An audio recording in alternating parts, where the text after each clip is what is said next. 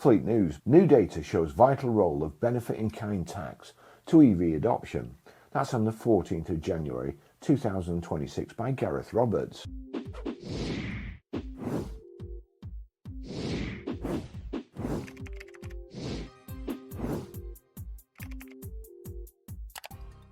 Low company car tax rates for electric vehicles, EVs, continue to underpin adoption rates in the UK, according to new data from the British Vehicle Rental and Leasing Association, BVRLA. Well, I've done plenty of stories about the BVRLA, and in my opinion, what the BVRLA think of people who buy EVs, and it's not good. Basically, they think you're going to start clocking your EV if this 3 pence per mile tax comes in. You know, very, very, very low opinion of you. I may be interpreting this wrong, but I think that the BVRLA thinks that anybody who buys an EV is a penny pinching miser, and they're not doing it to save the planet. That's the only conclusion I can draw from the conclusions that they've drawn and what their chairman, Toby Poston, puts out in these press releases. I mean, even one of the stories was that people with EVs wouldn't go home for Christmas because it's a long trip and it would cost them 3 pence a mile. So they'll stop enjoying their family Christmas because of a 3 pence per mile EV tax. What does that say about what the BVRLA thinks about people and the reasons for buying an EV? I mean, to be honest... Charlie, could you and Jake, Yeah, come on, kid, we'll have breakfast out on the deck. I already had breakfast. Okay, we'll have lunch. Not lunchtime. That's his head exploding. It makes my head explode even thinking that someone else could think that EV drivers would do that. Really?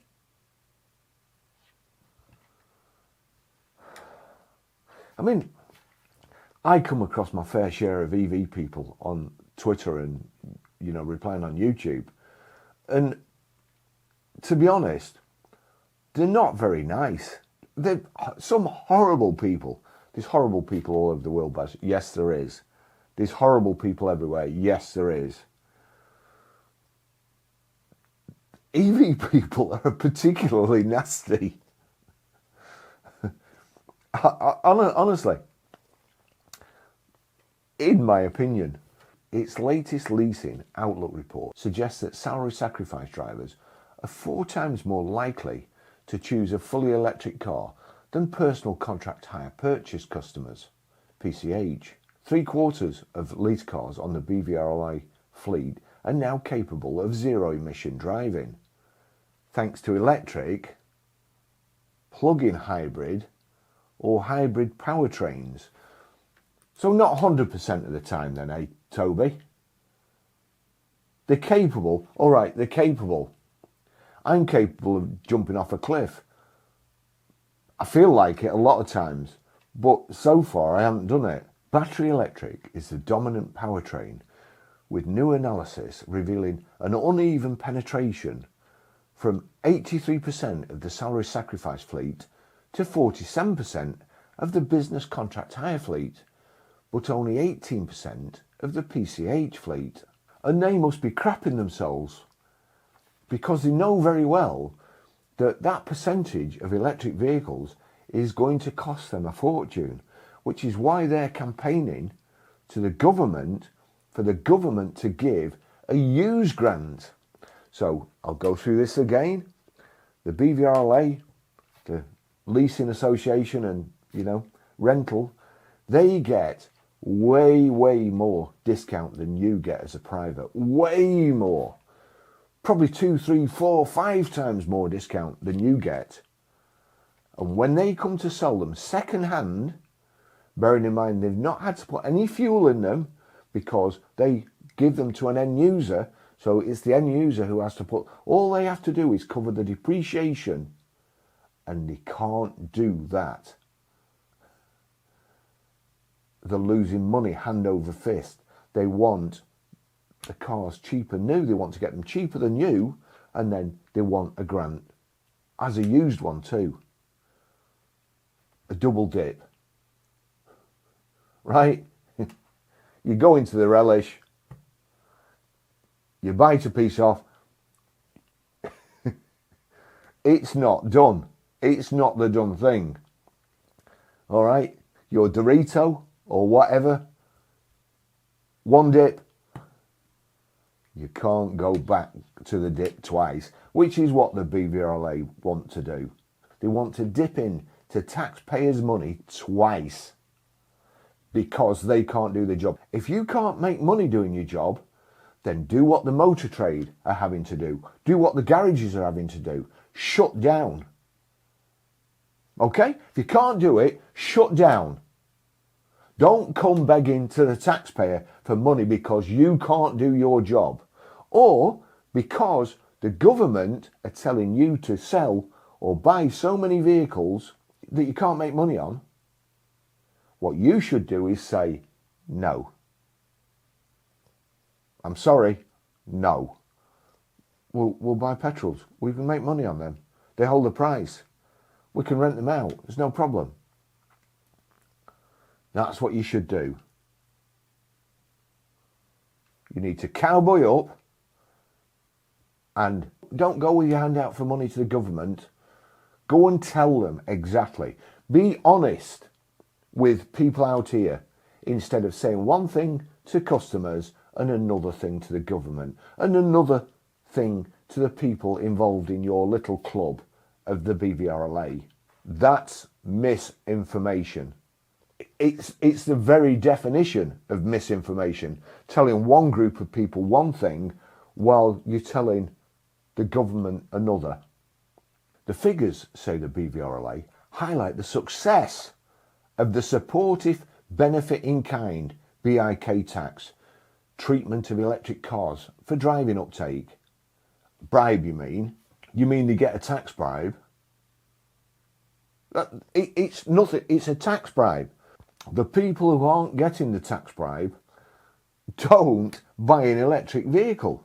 Without this advantage, almost 2/3, 64% of PCH drivers are still behind the wheel of a petrol or diesel car because it's better for them. It suits their needs better. In the light commercial vehicle world, however, dependable diesel continues to dominate, accounting for 87% of the fleet, whereas battery electric models have barely reached a 10% toehold. Now just imagine this. For the past God knows how many years, if your van is overloaded, the police are on the motorway looking out for you, they take you to a weighbridge, it's overloaded, and you get a fine. If you're stopped in a 3.5 tonne commercial vehicle van and it's overloaded, the DVSA police can issue a graduated fixed penalty based on how far over the legal weight limit you are. Less than 10% overloaded, £100, 10% to under 15% overloaded, £200, 15% and overloaded, £300. They will also usually prohibit you from continuing your journey until the weight is reduced. You may have to unload, remove items. If it's seriously overloaded, if it's around 30% plus overloaded or otherwise considered severe, it can be referred to court where fines can be much higher. If it's a 3.5 tonne van and it's overloaded by 750 kilograms, then overload percentage equals 750 divided by 3,500 equals 21.4%. It's overloaded by 21.4%. That puts it in the 15% plus band. Likely fixed penalty £300. They can also prohibit you from continuing until you reduce the load by unloading or transferring goods. However, because EV batteries are so heavy and they're going onto these electric models, what they've changed to help electric vans. Because EV vans are heavier battery weight, the government has tweaked the rules around licensing to stop them being crippled on payload. 1. Driving licence allowance. EV vans up to 4.25 tonnes. You can drive certain zero-emission vans up to 4,250 kilograms on a normal Category B licence, as long as you meet the rules. That's basically to give EV vans an extra 750 kilograms headroom versus the usual 3.5 tonne limit. This is not permission to overload, it's permission to have a higher legal weight limit if the vehicle is plated approved for it. The trap they haven't fixed, even with the 4.25 tonne allowance, a lot of EV vans are still very easy to overload because the curb weight is higher, so payload is lower. And many operators, owners still think it's a 3.5 tonne van when the real payload might be 600 to 900 kilograms once you've added a driver plus tools plus racking. I mean, if I'm honest, if I've been fined in the last God knows how many years for having an overloaded van, I think you've got a good grounds for suing them. If it's all right now, why wasn't it then? What about this? What if you've got a petrol or diesel 3.5 tonne van, but you're transporting EV batteries? What's your weight then?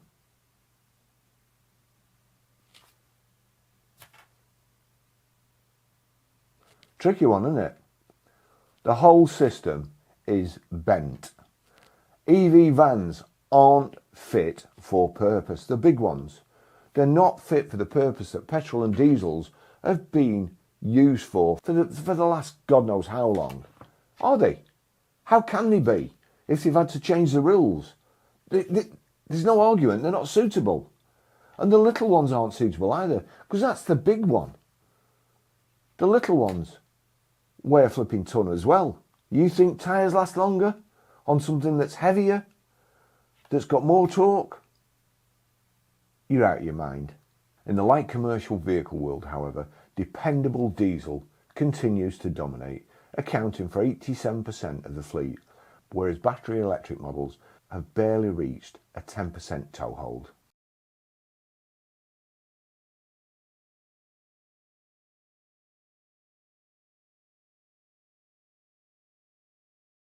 Thanks for watching. See you in the next video. Bye bye.